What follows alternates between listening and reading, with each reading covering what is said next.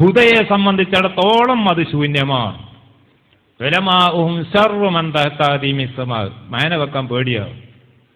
അല്ലാഹു കാക്കട്ടെ. ആകാശത്തിന്റെ ചുവട്ടിൽ എന്തെല്ലാം ജീവികളാണ്, ഒന്ന് ആലോചിച്ച് നോക്കൂ.